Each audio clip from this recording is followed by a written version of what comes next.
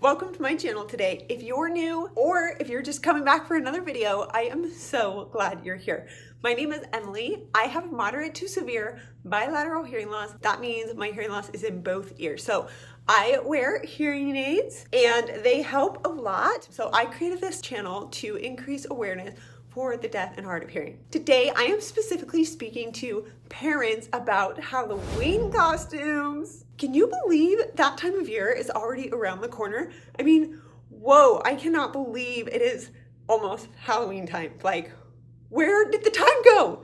Granted, this year will be different because of COVID, but I want to make this video anyway because families can still celebrate in their home. If you don't have children or you don't plan on wearing a costume this Halloween, that is totally fine. Stick around to the end because I'm going to share some costumes that I wore when I was younger. In addition to a bonus tip for parents as to how you can help your child being a hero, not all heroes wear capes, as they trick or treat. Now, caveat, I'm not sure if trick or treating is happening this year, but if it doesn't, then you can use these tips for next year. All right, let's jump into it. Here are some tips for parents of children who are hard of hearing or deaf that have hearing devices. Now, because hearing devices are on the head, it's really important to pay attention to your child's costume build. And it's important to make sure that the costume does not interfere with their hearing devices. So, tip number one, be aware of headpieces. I'm going to show a couple different pictures of headpieces that are not conducive to wearing hearing devices. So if your child is wearing a hearing device and they have a costume similar to this with a headpiece, say a hat, it can interfere with their hearing devices. For example, this Winnie the Pooh costume, this flamingo costume, this Blue's Clues costume, this tiger costume, this fox costume, and for adults, the witch costume. Notice that these costumes all have hats or some kind of head covering. Now, it is easy for hearing aids to feed back if there are objects too close to them. So your child, you may put this headpiece on and notice they instantly rip it off. Feedback could be a reason for that, so just be aware of that. Number two, be aware of face coverings and masks. Because a hard of hearing or deaf child relies heavily on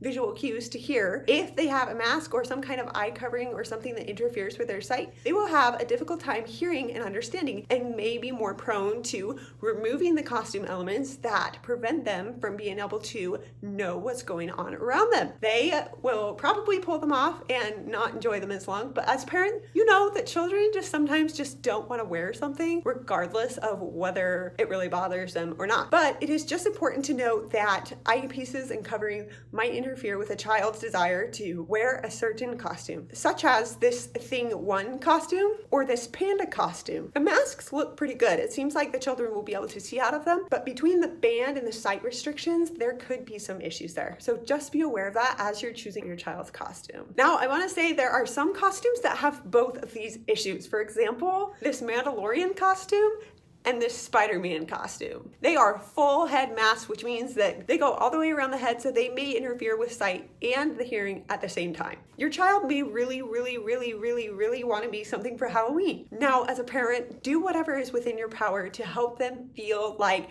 this superhero or whatever they want to be for Halloween. Watch your comments. Make sure that you don't say things like, oh, you can't be that because you have a hearing loss. No, just, I would recommend figure out what costume they want, and if there are any head or earpiece, eyepiece interferences, just ask them, hey, I noticed that this might go over your ears causing feedback. Are you okay with that? And they may say yes or no, but let them make a decision. Let them decide and then just go with it and support them, because this is such an important lesson to help them understand that they are their own individual and empower them to make choices. Now, they may come back and wear the costume and realize that it does interfere with their hearing devices, and they may not want to wear it. Make sure you get a costume with a return policy, but hey, you live and you learn, and it's important for your child to have that learning experience, but that they understand that you are there to support them. It's really important that you do not, like I said earlier, make any negative comments about you can't wear that because you have a hearing loss. Disabilities are already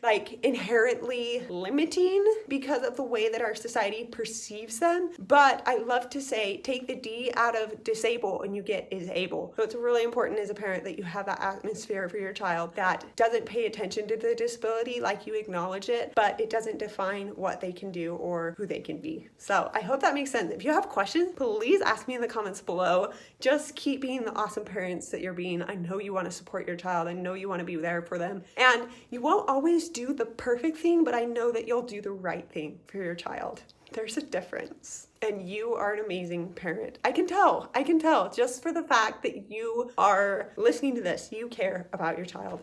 Way to go. Thank you for what you're doing. So I want to show 2 examples of good costumes. Check out this doctor costume, and let's look at a good example of a costume. I pulled up these 2 Captain Marvel costumes. As you can see, one has a full headed mask and the other doesn't. So the other costume without the full head mask might be the better option for your child. I know that you and your child will make the best decision for them. I'm just making this video to increase awareness and being aware of the fact that, oh, if you're gonna put money into a costume, you wanna make sure your child enjoys it and that there's nothing that bothers them about it. It's like buying a wonderfully awesome looking t-shirt and having the tag in the back that just stabs you, that prevents you from wearing it. Everyone has a shirt like that. Shirt tags. I am so glad that they are being removed from shirts. All right, I am so glad you stuck around to the end of this video. All growing up, I loved celebrating Halloween. I had so many different costumes, but it's funny because looking back, I realized my costumes were actually pretty in line with the tips that I gave today. I was a gardener. I was an artist. At one point, I was a Hershey's candy bar and a carrot.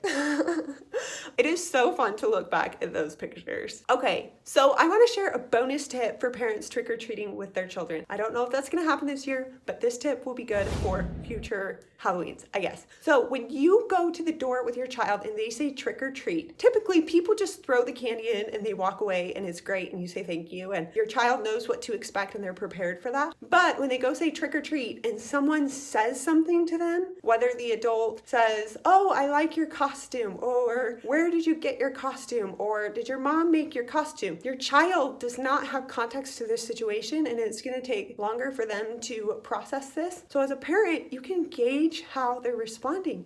And if they seem to be frozen at first, you can repeat the question to them. Don't answer it for them because you are a parent and you want to teach your child how to be self-sufficient and teach them confidence. But say, call your child by name, get their attention, say, hey, insert name. They asked you if I made your costume, and then they get to say yes or no. But that allows them to realize that you are their ally, you're there to help them, but you're not there to do everything for them.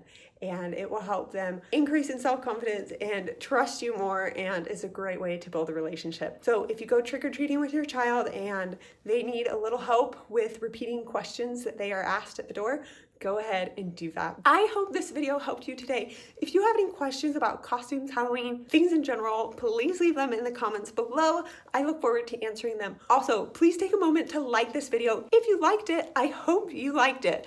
I would love to hear what you liked in the comments below. And please take a moment to subscribe to my channel. I created this channel to increase awareness for those who are deaf and hard of hearing. And by subscribing to my channel, we build this community. I have some great things in the works and I'm so excited to keep working on them. But as the subscriber base and the community grows, we're able to increase awareness and move forward together. So thank you for being here today. I hope you have an awesome day and a happy Halloween.